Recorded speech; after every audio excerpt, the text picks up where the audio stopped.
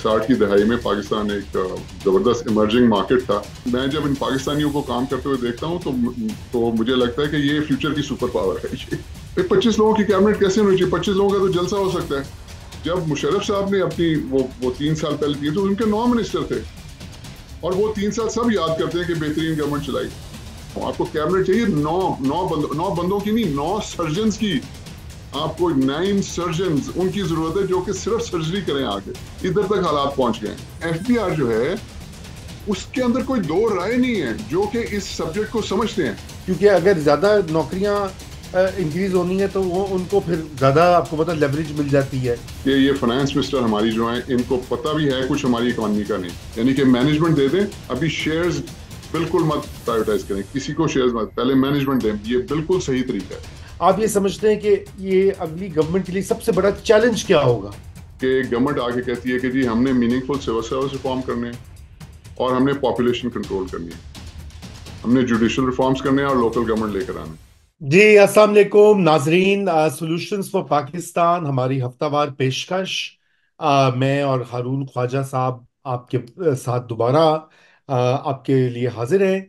और आज भी हम मुल्क की मईशत और अहम पॉलिसी अमूर जो हैं, जिनको कि मेन स्ट्रीम मीडिया ज़्यादा तवज्जो नहीं देता, उनके ऊपर गुफ्तगू करेंगे। Welcome Haroon sahab, thank you once again for the time. और आज के जो हमारे मौज़ूआत तो काफ़ी सारे हैं, लेकिन आगाज़ हम करते हैं एक बड़ी अहम स्टेटमेंट मियां मोहम्मद मंशा, जो पाकिस्तान के बहुत बड़े बिजनेसमैन हैं। कुछ लोगों के बकौल वो पाकिस्तान के अमीर तरीन आदमी भी हैं। उनका एक बयान बिजनेस रिकॉर्डर में ने छापा, जहां पे उन्होंने कहा कि हमें 1960 की दिहाई की तरफ जो है वापस जाना चाहिए, जो उस वक्त के कानून और फैसला साजी का प्रोसेस था, कि छोटी हुकूमतें थीं और एफिशिएंट, यानी कि जो है मौसर डिसीजन मेकिंग या फैसला साजी थी। तो हम ये इन मौजुआत के ऊपर काफ़ी बात करते रहते हैं, डिसीजन मेकिंग, गवर्नेंस। तो हारून साहब, ये बताइए कि ये मियां मंशा साहब जो हैं, जाहिर बात है कि वो बिजनेस कम्युनिटी के एक लीडर भी हैं। और वो बिजनेस कम्युनिटी क्यों इस तरह की जो है डिसीजन मेकिंग को पसंद करती है, और जो आप भी बात कहते रहते हैं, उससे जरा लिंक कीजिए, एंड लेट्स हेयर यू। बिस्मिल्लाहिर्रहमानिर्रहीम। रजा, हमारे जो ऑफ कोर्स मंशा साहब वेरी रिस्पेक्टेड, और गालबन हुसैन दाऊद साहब ने भी यही कहा है। तो अच्छा।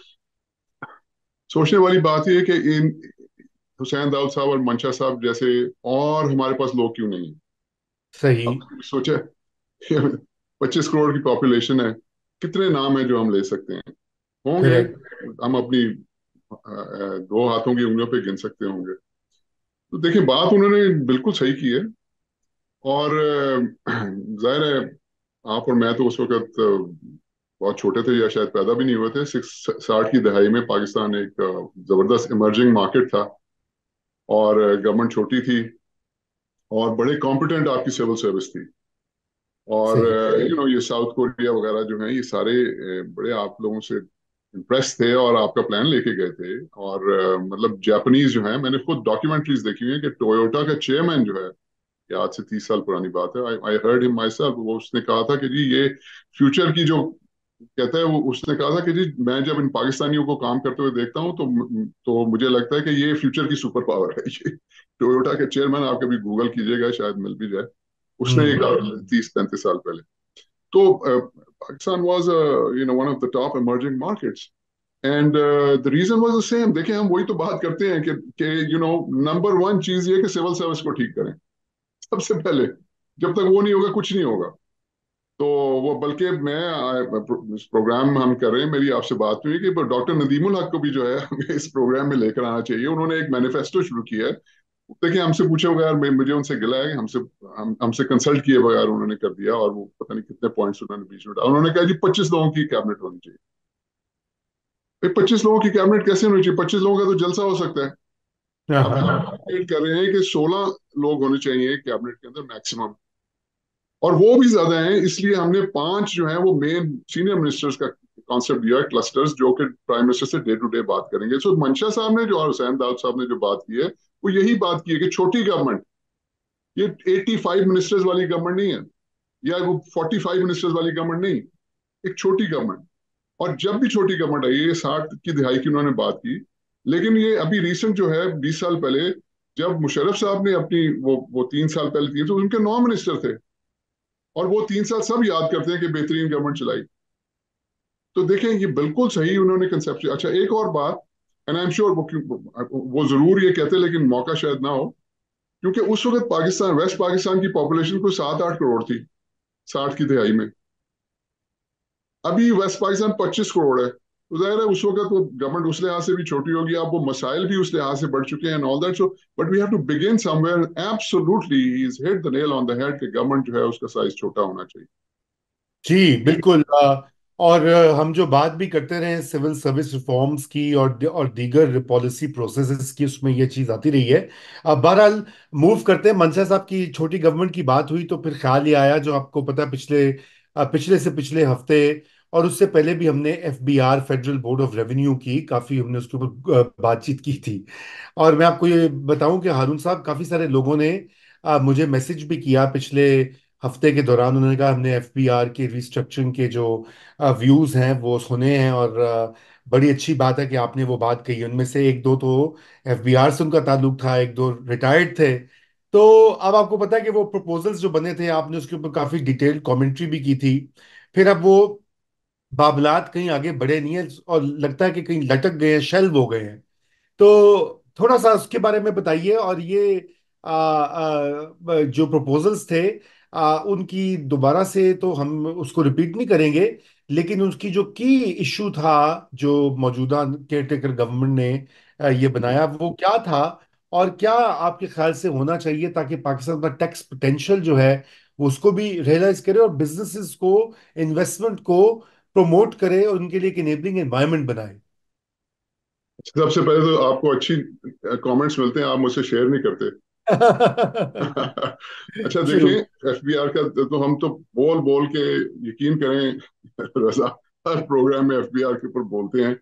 अच्छा, मैं आपको एक बड़ी इंटरेस्टिंग बात बताना चाहता हूँ। ये पाकिस्तान में ना एक बड़ा इंटरेस्टिंग कॉन्सेप्ट है, and I want people to understand this. अच्छा, वो आपके जो फॉर्मर कॉलीग्स हैं, वो उसके चैंपियन हैं, और उसका नाम है कि जी, चलो जी रल मिल के कर लो। अच्छा, मुझे ये, मैं गवर्नमेंट में, आपको पता है मैंने काफी साल गुजारे हैं, प्रोविंशियल में भी फेडरल में भी, मुझे ये कॉन्सेप्ट कभी समझ नहीं आया। क्योंकि मेरी ट्रेनिंग है कि भाई, आपने को काम करना है तो उसका उसका काम करने का एक ही तरीका होता है, वो तरीका है कि सही तरीका। तो ये गवर्नमेंट में जब भी कोई काम, कोई चीज सामने आती थी, और आप कोई चीज, मसलन मैं कोई कोई सोल्यूशन प्रेजेंट करता था, तो उसके साथ ही एक ऑपोजिशन खड़ी हो जाती थी, और ब्यूरोक्रेसी के अंदर से। और फिर ब्यूरोक्रेसी उसी मीटिंग में, जो दूसरी साइड ब्यूरोक्रेसी की थी, वो कहती थी चलें जी इसको इस तरह कर लें। तो तो मीटिंग का आउटकम ये होता था कि वो जो one right way to do it, वो कभी भी नहीं होता था, एक अजीबो गरीब सा मिक्सचर हो जाता था। तो अभी देखें, पाकिस्तान बड़ी सीरियस सिचुएशन के अंदर है, जहां पे मैं बार बार कहता हूं कि इसका कोई और हल नहीं है सिवाय सर्जरी के। अब ये जो सर्जरी है ना, ये रल मिल के नहीं हो सकती। आप आप सर्जरी के लिए आपको सर्जन चाहिए, आपको जी सीरियस लीडरशिप चाहिए, जिसके अंदर आपके डबल डिजिट्स में मिनिस्टर्स ना हो। आपको कैबिनेट चाहिए, नौ बंदों की नहीं, 9 सर्जन की। आपको 9 सर्जन उनकी जरूरत है, जो कि सिर्फ सर्जरी करें आगे। इधर तक हालात पहुंच गए हैं। राइट, ये मैं क्यों कह रहा हूँ बात करूँ, ये मैं इसलिए कह रहा हूँ कि ये जो हमारी ब्यूरोक्रेसी है, दे दे स्पेशलाइज इन, ये जो सर्जरी की लस्सी बना देते हैं। राइट। अच्छा, वो उसका क्या मतलब है? रजा, मैं आपको एक बात बताऊं, इससे पहले कि मैं एफबीआर पर, it's very important to understand this this point. एक इतना जबरदस्त कॉन्सेप्ट था कि जो हुकूमत, फेडरेशन जो है वो अपनी पावर्स को डिवॉल्व करे, और 18th अमेंडमेंट आई। मैंने इसके ऊपर अखबारों में भी लिखा है, जबरदस्त कॉन्सेप्ट था कि वो निचली सतह तक। तो 18th अमेंडमेंट आई, तो फेडरल गवर्नमेंट ने अपने इख्तियारात प्रोविंशियल गवर्नमेंट्स को मुंतकिल कर दिए, और उसके बाद प्रोविंशियल गवर्नमेंट्स ने नीचे जिलाई गवर्नमेंट्स को करने थे, वो प्रोविंशियल गवर्नमेंट से किए ही नहीं। तो रिजल्ट ये हुआ कि 18th अमेंडमेंट जो है वो कंट्रोवर्शियल होगी, हालांकि आइडिया बड़ा जबरदस्त था और यही होना चाहिए।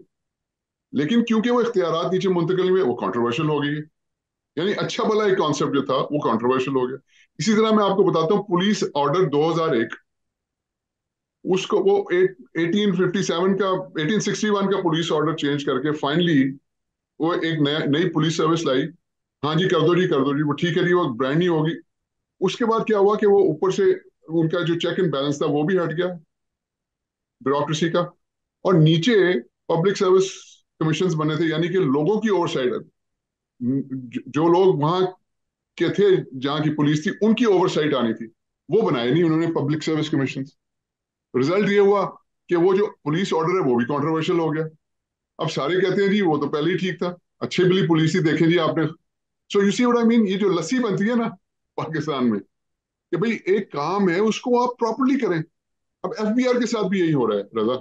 ये सॉरी मैं जरा लंबा बात कर गया, लेकिन मैं पॉइंट समझाने की कोशिश कर रहा हूं कि देखें एफबीआर जो है उसके अंदर कोई दो राय नहीं है, जो कि इस सब्जेक्ट को समझते हैं, जो कि जो कि जानते हैं कि प्रॉब्लम क्या है पाकिस्तान की टैक्स कलेक्शन की, वो आपको बताएंगे कि भाई 25,000 बंदा नहीं चाहिए।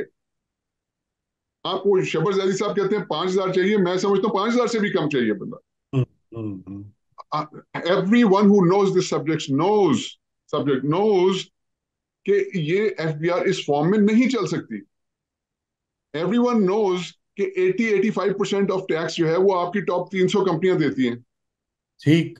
तो आपने 25,000 बंदा क्यों रखा हुआ है? बाकी 15, वो 15% भी जो है वो ज्यादातर विद होल्डिंग टैक्स है।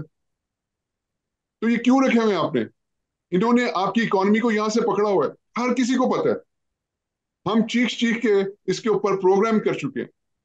Redrawing Pakistan budget, Pakistan plan का जो है वो अपलोडेड है हमारे चैनल के ऊपर, नंबर 1, उसका पार्ट 1, उसमें आप जाके सारा कुछ देख लें। हम पहले बता चुके हैं कि भाई एफबीआर की जगह एक नया इदारा आना चाहिए। अब ये मुझे समझ नहीं आ रही कि फाइनेंस मिनिस्टर साहिबा क्या करना चाह रही है। वो कह रही हैं कि जी इसको आप एफबीआर को रिफॉर्म करें, वेरी नाइस, हम भी बड़े खुश हुए। उसके बाद पता लगा जी कि एफबीआर जो कि 25,000 का अजदहा है, उसको और कॉम्प्लिकेट करके उसको और बोर्ड्स बना दी जाए उसके। इट इज सो डिफिकल्ट कि उसको समझना ही जो है उसको इतना मुश्किल है, तो वो इम्प्लीमेंट कैसे होगा? जैसे हमने लास्ट टाइम कहा था कि मजीद बहुत ब्यूरोक्रेसी। और नौकरियां, मतलब ये पर सरकारी नौकरियां। So I mean it's a disaster. और अब मैंने सुना ये है कि अब वो इज्जत बेइज्जती का मामला बन गया एसआईएफसी का, कि जी हमारे होते हुए इनकी क्या मजाल के इन्होंने हड़ताल कर दी है जो ब्यूरोक्रेट्स हैं, और ये क्यों नहीं करेंगे। तो मैंने अभी सुना ये है, कामरान खान साहब का ट्वीट था कि अगले हफ्ते वो कैबिनेट शायद अप्रूव कर दे। मुझे ओ, मतलब जाते मतलब जाते। यानी कि वो अच्छा वाला आइडिया जो हमारा है कि भी एफबीआर को आप इसको डिसबैंड करें और नई नई नई नई एंटिटी बनाए, वो आइडिया जो है उसके ऊपर भी लस्सी जो है वो होने वाली है। वो जो हम सर्जरी की बात करते हैं एफबीआर की, उसके ऊपर भी वो सर्जरी में लस्सी होने वाली है। उससे भी और खराब कर दो ताकि लोग कहें कि पहली वाली अच्छी थी। हाँ, नहीं, लेकिन आपको मैं ये बताऊं कि पॉलिटिशियंस बड़े खुश होंगे, ये जो सियासी पार्टियां ना, क्योंकि अगर ज्यादा नौकरियां इंक्रीज होनी है तो वो उनको फिर ज्यादा, आपको पता, लेवरेज मिल जाती है, क्योंकि ये तो नहीं, वो डेमोक्रेसी। नौकरियां सरकारी अफसरों की है ना, मसला ये है, आम लोगों की नहीं है। ये भी मसला है। अच्छा, अब दूसरी आपने फिर बात की उस के टैक्स पोटेंशियल की, शायद आपने कहा था। जी जी जी जी, कि जी, तो वो जी रजा हम 23। उसमें रीड्राइंग पाकिस्तान बजट में पहले बता चुके हैं। ये अब फाइनली फाइनेंस मिनिस्टर साहिबा ये कह रही हैं कि 22% जो है वो 23 ट्रिलियन, 23,000 अरब रुपया पाकिस्तान का टैक्स कलेक्शन का पोटेंशियल है, जो कि इस वक्त वो 9,000 9,500 ट्रिलियन इकट्ठा करते हैं, 9,500 अरब इकट्ठा करते हैं, और पोटेंशियल जो है वो 23,000 अरब है। तो आप वो बिल्कुल। प्रोग्राम देख लें। मैं अपने व्यूअर्स को कहूंगा रीड्राइंग पाकिस्तान बजट नंबर 1 पार्ट, उसमें हमने सारा कुछ बताया था कि ये 9,500 इकट्ठा करते हैं। पाकिस्तान की इकॉनमी जो है वो पिछली फाइनेंस मिनिस्ट्री जो थी, पिछली गवर्नमेंट यानी कि पीटीआई की गवर्नमेंट की, उन्होंने एडमिट किया था जी कि जितनी पाकिस्तान की इकॉनमी जो है वो डिक्लेयर्ड है उतनी अनडिक्लेयर्ड है। सही। और ये 8.5% इकट्ठा करते हैं जीडीपी का। तो अगर ये पूरी इकॉनमी का करने लगे तो वो 9,500 अरब जो है वो डबल हो जाएगा, 19,000 अरब हो जाएगा। करेक्ट। अगर आप इसको अगर आप इसी इकॉनमी से आधी इकॉनमी पे आप टैक्स कर रहे हैं, इससे 8.5% को आप बढ़ा के 22% पे ले जाएंगे तो वो 23,000 अरब हो जाएगा। खैर वो 22% पे तो खैर ये नहीं ले जा सकेंगे। मैं समझता हूँ कि this is the solution that we gave, कि भाई वो रीजन क्या है कि बाकी आधे क्यों नहीं डिक्लेयर करते, वो रीजन क्या है। और वो रीजन हमने पहले भी बताया था, वो रीजन एफबीआर है, जिसके लिए हाँ। आपको एक नई एंटिटी लानी पड़ेगी। अगर आपने इस तरह से इसको रिफॉर्म किया तो ये बहुत नुकसानदेह होगा इकॉनमी के लिए, जिस तरह ये करने जा रहे हैं। राइट। राइट। तो ये बताइए कि नहीं वो बिल्कुल, लेकिन आप इससे इत्तेफाक तो करते हैं ना कि टैक्स पोटेंशियल वाली बात जो है, क्योंकि आपने भी ये बात कही थी, ये 23 ट्रिलियन का फिगर अब दिया गया है। तो इसमें ये बताइए कि आप के आइडियाज तो बड़े फ्लोट हुए, केयर टेकर गवर्नमेंट की क्या परफॉर्मेंस रही है इस हवाले से। नॉट जस्ट क्योंकि एक तरफ बैलेंस ऑफ पेमेंट्स भी हम अगर देखें, करंट अकाउंट का सरप्लस भी देखें, टैक्स कलेक्शन देखें, और फिगर्स जनरली पॉलिसी एरिया में, चूंकि अब ये जाने वाले हैं, हफ्ते 10 दिन की और बात है, तो जरा उसका भी एक ओवरव्यू करते हैं, और कि इनकी कैसी रही है परफॉर्मेंस। जी। अच्छा रजा, मैं थोड़ा क्लैरिफाई कर दूं, ये 23,000 अरब रुपया, जो 23 ट्रिलियन का इन्होंने कहा है, 22% ऑफ जीडीपी। जी। मेरा जो पॉइंट ऑफ व्यू है वो ये है, मैं समझता हूँ इससे मच मच मोर है। अच्छा। वो इस तरह से है कि देखिए 22% जो है वो तो 22, 23, 24% जो है, ये तो आप you talking about Scandinavian countries, ये तो डेवलप्ड वर्ल्ड जो है ना, उन उन उन कंट्रीज की आप बात करें। हम्म। आप मसलन आ जाए, आप वो टर्की वगैरह में, इंडिया और ये हमारे जो लेवल की कंट्रीज हैं, जो मिडिल इनकम कंट्रीज, उसमें आप देखें तो वो 16% से लेके आगे ऊपर तक जाती है, 18-20% तक। तो मैंने कहा था कि जी आप 16% भी ना करें, आप 14% कर लें। अभी आप राइट। 8.5% जीडीपी का करें, आप 14% करें। आप 14% करें, लेकिन आप बाकी इकोनॉमी भी साथ लेकर आए, तो 30,000 अरब, 30 ट्रिलियन से ज्यादा का पोटेंशियल है। मेरे साथ बिठा दें किसी को, मैं उसको कन्विंस कर दूंगा। और जिन लोगों को पाकिस्तान की इकोनॉमी की समझ है, वो सब मुझसे एग्री करेंगे कि ये पोटेंशियल हम्म। है। सवाल ये है कि बाकी आधी इकोनॉमी क्यों नहीं आती। वो सही। इसी इदारे की वजह से नहीं आती जिसका ये और बेड़ा गर्क करने जा रहे हैं। हाँ। चल अब आगे चलते हैं। आपने बात की कि ये जो केयर टेकर गवर्नमेंट है, इसकी वो परफॉर्मेंस कैसी। मेरे ख्याल से अगर हम वन बाय वन ले लें तो बेसिकली 4-5 मेन मिनिस्ट्रीज हैं, उनको वन बाय वन क्विकली देख लेते हैं कि उनकी क्या परफॉर्मेंस थी। सबसे पहले, I don't want be overtly critical. I'll try to be I'll try to give a balanced and realistic point of view. Finance minister, देखिए जी, सबसे पहले जी रुपया जो है वो कंट्रोल हुआ। हाँ। दो काम इन्होंने किए हैं, एक रुपया कंट्रोल किया, और दूसरा इन्होंने सर्कुलर डेट कंट्रोल करने के लिए बिजली की और गैस की प्राइसेस बढ़ाई। अब मुझे आप बताएं, रुपया किसने कंट्रोल किया। हाँ। हाँ। हाँ, हाँ, वो तो बताएं ना। सभी जानते हैं। ठीक है, बिल्कुल। इस्टेब्लिशमेंट ने कंट्रोल किया, इसमें मिनिस्ट्री ऑफ फाइनेंस का कोई 0/0 ताल्लुक। हम्म। अच्छा दूसरा मुझे बताएं कि जी जो इन्होंने बिजली की और गैस की प्राइसेस बढ़ाई हैं, इन्होंने तो किसी को जवाब नहीं देना। सही। ये तो कोई सही। पॉलिटिकल गवर्नमेंट नहीं है। हम्म। तो you didn't have a choice, वो तो आपको करना पड़ा। इसमें कौन सी को दमाल डालने की बात है, ये कौन सी कोई अचीवमेंट है। प्राइस बढ़ाना जो है वो कौन सी अचीवमेंट है। हाँ, कोई खास नहीं है जी, तो बिल्कुल भी। आईएमएफ आके क्या और साथ बैठ के उन्होंने कहा जी ये तो बड़े सीरियस लोग हैं। ऊपर से ये तो हमारी अपनी फॉर्मर कॉलीग है जिन्हें, ये तो एडीबी में काम करती थी, और ये वो फलाना, और जी इनका तो एक्सपीरियंस ही बड़ा है, तो गवर्नर स्टेट बैंक भी रह चुकी हैं, और ये वो फलाना। राइट। या। लेकिन मैं आपको ऑनेस्टली रजा बता रहा हूं कि ये एफबीआर का जो प्रपोजल है, इसको देखने के बाद आई एम सीरियसली शॉक्ड कि ये फाइनेंस मिनिस्टर हमारी जो है, इनको पता भी है कुछ हमारी इकोनॉमी का नहीं। मैं बार बार कहता हूं, बिकॉज उनको क्या, उन्होंने कभी जिंदगी में टैक्स टैक्स एफबीआर से डील ही नहीं किया। मतलब उनका तो टैक्स एट सोर्स कट के उनको जितने भी लाख या करोड़ रुपए के चेक आ जाता है। उन्होंने कभी डील, उनको क्या पता। और कौन फीड कर रहा है उनको, भाई ब्यूरोक्रेसी कर रही है, जो राइट। अपने वो जो आप कहते हैं वो नौकरियां ब्यूरोक्रेट्स की और क्रिएट कर रहे हैं। ये तो फाइनेंस मिनिस्ट्री में मेरा व्यू आ गया। ठीक है जी। अब आ जाइए नेक्स्ट, दूसरा ले लेते हैं प्राइवेटाइजेशन। अगेन हमारे भाई हैं, जबरदस्त ब्यूरोक्रेट रहे हैं, very brainy person and intelligent mind. वो 462 दिन उनके हाथ में दिए गए थे जी। आपने अगर छोटी से छोटी एंटिटी भी आपने कर, वुमेन फर्स्ट वुमेन्स बैंक भी करना है तो 462 दिन लगेंगे आपको प्राइवेटाइज करने में।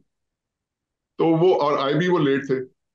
तो वो बेचारे, तो वो 3-4 महीने रहे हैं, उसके अंदर उन्होंने कोशिश की है कि वो 2-3 ऐसी पॉसिबिलिटीज बना दें कि ये 462 दिन से जान छूट जाए। तो उसमें वो गवर्नमेंट टू गवर्नमेंट का उन्होंने एक तरीकाकार लाने की कोशिश की है, कि जिसमें अगर पाकिस्तान गवर्नमेंट किसी फॉरेन गवर्नमेंट को बेच रही है तो उसके हाँ। अंदर 462 दिन वाला जो मामला है ना, ये ना हो, जरा क्विकली उसको किया जा सकता है। लेकिन ऑनेस्टली उसके अंदर भी इतनी ज्यादा कमेटियां हैं इतनी कमेटी है, कोई वैल्यूएशन कमेटी है, कोई कैबिनेट कमेटी है, कोई प्राइवेटाइजेशन कमेटी है, कि ये कमेटियां ही कमेटियां जो है वो है, इस तरह काम नहीं होते। रजा आपको पता है, मैं, आप देखें, हमें, मुझे 35-37 साल हो गए हैं कि सारी दुनिया में काम करते हुए। वो काम करने का एक तरीका होता है भाई, एक्सिक्यूशन करने का एक तरीका होता है, ये इस कमेटियों से काम नहीं चलता। सो प्राइवेटाइजेशन बिल्कुल। ये है जी। आगे आ जाए जी। अब हम लेते हैं आईटी, ले लें। आईटी में हमारे बड़े चैंपियन आए, अपना minister, stalwart of information technology of Pakistan. तो वो सारे जो हैं, आपकी जो ये इंटरनेट की कंपनियां और ये आईटी कंपनीज एंड ये एंटरप्रेन्योर्स, ये सारे जो यंग एंटरप्रेन्योर्स और ये छोटे जो हैं काम करते हैं, फ्रीलांसर्स, उनको एफबीआर के नोटिस और स्टेट बैंक की ब्यूरोक्रेसी खा गई। ओए होए। ओए होए। कुछ कर ही नहीं सके बेचारे। तो शायद अभी थोड़ी बहुत मूवमेंट हुई है, जो बाकी कुछ रह गया था। तो वो आपकी ये जो है ना, every few days internet Pakistan में स्लो हो जाता है और बंद हो जाता है वो उसके अंदर खा गया। तो पोटेंशियल जो है ना, it's enormous potential in IT. लेकिन अगर आप सारी दुनिया को पैगाम दे रहे हैं कि जी ये किसी भी वक्त जो है इंटरनेट बंद हो जाएगा, तो आप, your competing with India, you're competing with ये जो कंट्रीज लाइक, खैर यूक्रेन में तो प्रॉब्लम है, लेकिन ये जो ईस्टर्न यूरोपियन कंट्रीज हैं उनके साथ आप compete कर रहे हैं। आप ये Turkey and other European countries, उनके साथ compete कर रहे हैं, आप चाइना के साथ compete कर रहे हैं। भाई आप ये किस तरह ये मैसेज भेज सकते हैं? सो अब वो मैंने सुना है कि वो government has finally sat down and decided कि कोई भी अगर बंदिश होगी तो ये वाली जो कंपनीज है, आईटी कंपनीज, ये इनके ऊपर लागू नहीं होगी। So hopefully that also works in their favour. So कुछ इनकी, मैं समझता हूँ आईटी मिनिस्टर जो है, इनकी कामयाबी है कुछ, बट पोटेंशियल बहुत ज्यादा है। अच्छा, जी। बिल्कुल। चौथे नंबर पे ले लेते हैं ये जो हमारे एनर्जी के मिनिस्टर हैं। सो देखिए, I will be very honest with you, he is the best out of the lot, he is the best out of 25 people. मैं उनको पर्सनली नहीं जानता, I have no idea who is, ना मैंने कभी उनसे डील किया। लेकिन वो जो भी बात करते हैं, वो, he knows what he is talking about. वो सॉल्यूशंस बड़े जबरदस्त लेकर आते हैं। और सबसे ज्यादा जो मुझे उनकी बात पसंद आई, जिससे मुझे ये गुमान हुआ कि ही इज टॉकिंग सेंस, वो ये था कि जब उन्होंने प्राइवेटाइजेशन डिस्कोर्स की जो थी, उसको तो वो सपोर्ट करते हैं, लेकिन उन्होंने इसकी मुखालफत की कि इसके शेयर्स ऑफलोड करने चाहिए और इसकी मैनेजमेंट देनी चाहिए। यानी कि मैनेजमेंट दे दें, अभी शेयर्स बिल्कुल मत प्राइवेटाइज करें, किसी को शेयर्स मत, पहले मैनेजमेंट दें। ये बिल्कुल सही तरीका है, राइट। सो मैं समझता हूँ कि उन्होंने बहुत काम किया है, ये बहुत बड़ा सब्जेक्ट है, और फिर वो एक, वो 1200-1250 अरब का वो डिविडेंड ओजीडीसी का देके, तो वो सर्कुलर डेट जो हमारा है वो 5300 बिलियन पे पहुंच चुके हैं। वो इसको कम जो है कर देंगे होपफुली। वो भी होपफुली नेक्स्ट वीक कैबिनेट के अंदर पेश होगा। एंड मतलब और भी उन्होंने बड़ी अच्छी तरीके से जो प्राइस बढ़ाई है, उसमें कैपेसिटी चार्जेस को कवर किया। और अब बिजली और गैस की प्राइस वो यहाँ तक ले गए हैं कि वो सिर्फ डॉलर की मूवमेंट पर डिपेंड करेगी। ये इतने बड़े बड़े इंक्रीज नहीं होंगे। So very good, I think. और फाइनली राइट। अगर है तो हमारे नहीं, कॉमर्स। तो थोड़ा सा ये जो करंट अकाउंट का हम आपने जिक्र कर ही दिया, इनडायरेक्टली मुझे ये बताइए कि अब चूंकि हम इलेक्शन की तरफ जा रहे हैं, तो अब आप क्या समझते हैं कि जो आने वाली गवर्नमेंट है, हम अगले हफ्ते भी इस पे बात करेंगे डिटेल में, अगले हफ्ते और उससे भी अगले हफ्ते, कि आने वाली गवर्नमेंट को ये जो चैलेंजेस हैं, ये तीन चार इश्यूज जो आज हमने बात की, एफबीआर की हमने बात की, हमने इसकी करंट अकाउंट के बैलेंस की बात की, हमने इसके प्राइवेटाइजेशन का जो प्रोसेस है उसकी बात की, आप ये समझते हैं कि ये अगली गवर्नमेंट के लिए सबसे बड़ा चैलेंज क्या होगा? क्या ये केयरटेकर गवर्नमेंट कोई ऐसी पॉलिसीज छोड़ के जा रही है जो फायदा मंद हो सकती हैं उस गवर्नमेंट के लिए, आने नहीं वाली देखिए, गवर्नमेंट? मैं तो शुरू से आपको एक बात की, कोई भी सीरियस गवर्नमेंट आएगी, हमारे व्यूअर्स जो हैं, मैं उनको स्ट्रेट फॉरवर्ड ऑनेस्टली एक बात बता देता हूँ कि देखें, जिस दिन आप देखेंगे कि गवर्नमेंट आके कहती है कि जी हमने मीनिंगफुल सिविल सर्विस रिफॉर्म करने हैं और हमने पॉपुलेशन कंट्रोल करनी है, हमने जुडिशियल रिफॉर्म्स करने हैं और लोकल गवर्नमेंट लेकर आना है, राइट। जिस दिन वो गवर्नमेंट आएगी ना जिसको आप समझते हैं ये वाकई सीरियस है, वो ये चार काम करेगी, और पांचवा रीड्राइंग पाकिस्तान बजट, बजट जो है उसको ठीक करेंगे। ये पांच चीजें, इसके लिए कोई पैसे भी ज्यादा नहीं चाहिए, ये वो पांच चीजें फौरन आके करेंगे। कोई और गवर्नमेंट आके कहती है जी हम वो करंट अकाउंट ये कर देंगे, जी हम प्राइवेटाइज कर देंगे, ये ये टोटल आई वॉश है। ये बिल्कुल सीरियस नहीं है, इन्होंने कुछ नहीं करना है, ये सियासत कर रहे हैं। आपको सब्सिडी की जरूरत है, और ये पांच चीजें हैं, this is the beginning, this is the starting point. Right. Right. बिल्कुल। तो स्टार्टिंग पॉइंट बिल्कुल मेरे ख्याल से यही हमारा मैसेज भी होना चाहिए फॉर द इनकमिंग गवर्नमेंट। आज इसी पॉइंट के ऊपर हम अपनी गुफ्तगू का इख्तिताम करते हैं। बहुत शुक्रिया ख्वाजा साहब एंड नाज़रीन, अगर आपको ये वीडियो पसंद आए तो इसको शेयर करें, अपने कमेंट ज़रूर दीजिए और लाइक भी करें, और अगर आपने हमारे चैनल को सब्सक्राइब नहीं किया हुआ तो फौरी तौर पे क्लिक करके बेल आइकॉन को दबा दीजिए। इसके साथ ही खुदा हाफिज।